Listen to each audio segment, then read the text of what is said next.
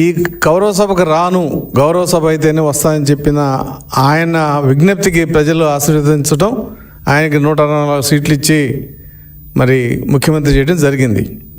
Assembly ప్రక్షాళన అయిపోయింది. ఇప్పుడు కౌన్సిల్ కూడా ప్రక్షాళన జరగాల. కౌన్సిల్ ప్రక్షాళన ఎందుకు జరగాలని అంటున్నానంటే, కౌన్సిల్ అంటే ఒక ఉన్నతమైన సభ. అది అప్పర్ హౌస్ అంటారు. మేధావులు, విజ్ఞానవంతులు, సమాజానికి ఏదో మంచి చేయాలని ఒక ఆలోచన ఉన్న వ్యక్తులు మాత్రమే అక్కడ ఉంటారు. అందుకోసం ఆ సభ కూడా ఏర్పాటు చేయడం జరిగింది.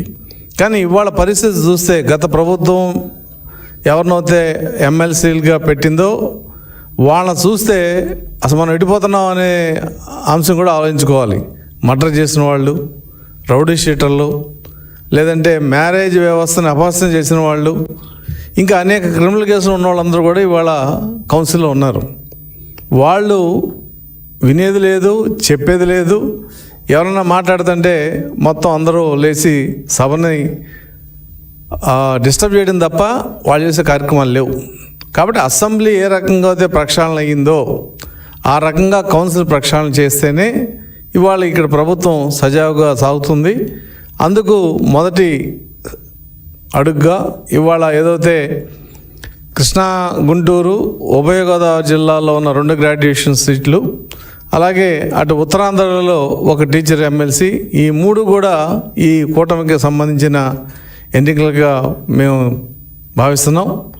అయితే ప్రజలని మేము కోరుకునేది ఏంటంటే, ఎమ్మెల్సీ ఎన్నికలు అనేప్పటికీ ప్రజలకు ప్రత్యక్షంగా ఒక్కొక్కసారి సంబంధం ఉండకపోవచ్చు. ఇక్కడ కృష్ణా, గుంటూరుకి 33 నియోజకవర్గాలు, అక్కడ గోదావరి జిల్లాలో 34, అటు ఉత్తరాంధ్రలో కేవలం టీచర్లు మాత్రమే ఓటేసే 3 జిల్లాలు, పాత విశాఖపట్నం, శ్రీకాకుళం, విజయనగరం. కాబట్టి ఇంత పెద్ద భౌగోళిక వైశాల్యం ఉన్న ప్రాంతాల్లో ఒక వ్యక్తి వెళ్ళి ఓటర్లందరినీ కలిసే అవకాశం కానీ, ఓటర్లందరినీ వ్యక్తిగతంగా చెప్పే అవకాశం కానీ చాలా తక్కువ ఉంది. కాబట్టి అందరికి కూడా ఇవాళ మేము సోషల్ మీడియా ద్వారా కానీ, లేదా వాట్సాప్ మెసేజ్ల ద్వారా కానీ, యూట్యూబ్ ద్వారా కానీ ఎన్నికలకు సంబంధించిన అన్ని వివరాలు కూడా ప్రజలకు పంపించడం జరిగింది. ఎవరెవరు ఇవాళ కృష్ణా, గుంటూరులో 3,46,000 ఓట్లు, అలాగే గోదావరి జిల్లాలో 3,26,000 ఓట్లు ఉన్నాయి. వీళ్ళందరి ఫోన్లకి దాదాపుగా ఎన్నికల ప్రక్రియ ఎలా ఉంటుంది, ఎన్నికల తేదీ, వాళ్ళు ఏ ఎన్నికల పోలింగ్ స్టేషన్లో ఉంటారు, వాళ్ళ సీరియల్ నెంబర్లు అన్నీ కూడా మనం మెసేజెస్ పంపిస్తున్నాం. ఓటేసే విధానం కూడా ఏదైతే ప్రయారిటీ ఓటింగ్ కాబట్టి కేవలం 1 నెంబర్ అంకి మాత్రమే వేయాలనే విషయాన్ని కూడా ప్రతి సమావేశంలో ఈ పంపించే మెసేజ్లు కూడా మేము స్పష్టంగా చెబుతున్నాం. కాబట్టి ప్రజలను మేము కోరుకునేది ఏంటంటే, 27వ తారీఖున మరి ఆ రోజు ఖచ్చితంగా లోకల్ హాలిడే ఉంటుంది.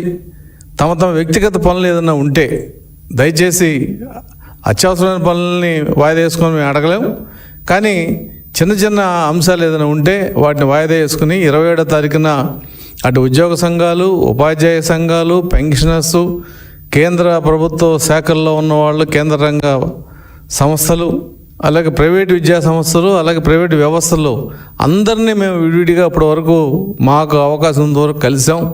అందరూ కూడా కూటమి అభ్యర్థికి మద్దతు ఇస్తామని తెలిపారు, సంతోషం. కానీ ఈ మద్దతు ఓటుగా మారినప్పుడే, ఆ ఓటు సవ్యంగా వేసినప్పుడే ఈ విజయానికి అది నాంది అవుతుంది అనే విషయాన్ని ప్రజలకు మరొకసారి తెలియజేస్తూ, ఖచ్చితంగా రేపు 7వ తారీఖు నామినేషన్కి మరి ఆయనకి సన్నిహితులు, ఉద్యోగ సంఘాలుగా కానీ, లేదంటే ఉపాధ్యాయ సంఘాలుగా కానీ, మిగతా అన్ని శాఖలకు సంబంధించిన వాళ్ళు, అలాగే ఈ కూటమి సంబంధించిన కార్యకర్తలు, నాయకులు అందరూ కూడా రేపు ఈ నామినేషన్ కార్యక్రమానికి వచ్చి దాన్ని విజయవంతం చేయాలి.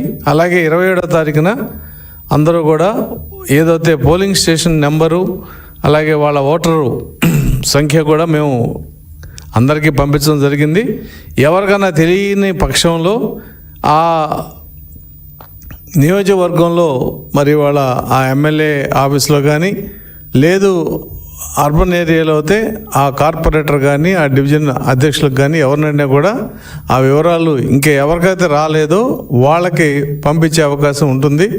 ఇవాళ మరి మొత్తం కృష్ణా, గుంటూరులో 416 బూతులకి మరి పోలింగ్ స్టేషన్లకి కేంద్ర ఎన్నికల కమిషన్ గతంలో నిర్ణయించడం జరిగింది.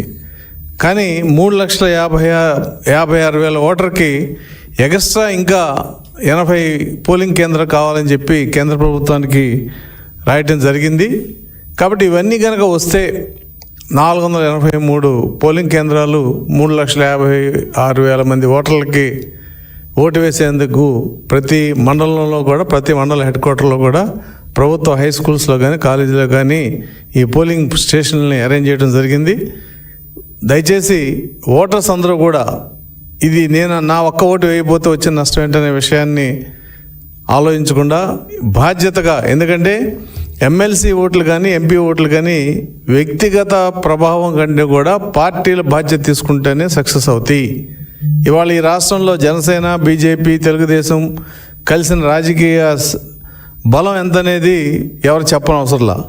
కానీ బలానికి నిదర్శనం ఏంటంటే మనందరం కూడా ఓట్ల రూపంలో ఆ రోజున మనం ఎవరైతే బలపరిచామో, ఇక్కడ ఆలపాటి రాజేంద్ర ప్రసాద్ గారు, అక్కడ పేరాబత్తుల రాజశేఖర్ గారు గోదావరి జిల్లాల్లో, అలాగే ఉత్తరాంధ్రలో ఏపీటీఎఫ్ తరఫున రఘువరం గారు, ఈ ముగ్గురు అత్యధిక ఓటుతో గెలిచినప్పుడు మాత్రమే ఈ కూటమి బలం అనేది ప్రజలకు అర్థమవుతుంది. దీన్ని ఇంకో రకంగా మనం నేనైపోతే ఏంటిలే అని చెప్పి ఎవరికాళ్ళకన్నా బద్దకిస్తే జరిగే నష్టం చాలా తీవ్రంగా ఉంటుందనే విషయాన్ని ప్రజలందరికీ తెలియజేస్తూ, మీకు ఓటర్గా ఎన్రోల్ అయ్యారో లేదా అనే విషయాన్ని, ఎన్రోల్ అయితే మీ పోలింగ్ స్టేషన్ వివరాలు మీకు రాకపోయిన పక్షంలో ఆ నియోజకవర్గ ఎమ్మెల్యే ఆఫీస్లో కానీ, అక్కడున్న మీ అర్బన్ ఏరియాలో అయితే మున్సిపల్ డివిజన్ హెడ్ కానీ కార్పొరేటర్ గారు కానీ అడిగితే మీ వివరాలన్నీ స్పష్టంగా తెలుస్తాయి. దయచేసి ఓటును వేసే విషయంలో బతికించొద్దని చెప్పి మీ ఓటుని ఆలపాటి రాజేంద్ర ప్రసాద్ గారికి ఆయన పేరు ఎదురుగుండా ఒక గడి ఇస్తారు. ఆ గడిలో 1 అంకె మాత్రమే వేయాలి. అది కూడా మీకు పోలింగ్ ఛాంబర్లు ఏదైతే పెన్ను పెడతారో ఆ పెన్నుతోనే వేయాలి. మీ సొంత పెన్నుతో అక్కడ రాసే అవకాశం లేదు.